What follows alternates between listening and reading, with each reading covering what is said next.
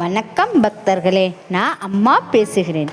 வெள்ளிக்கிழமை மாலை பொழுதில் அம்பாளுக்கு பொங்கல் நைவேத்தியம் செய்து பூஜை தீபாரதனையுடன் மிக சிறப்பாக நடைபெற்றது. இப்பூஜையை கண்டுகளித்து அம்பாளின் அருளை பெற அன்புடன் கேட்டுக்கொள்கிறோம்.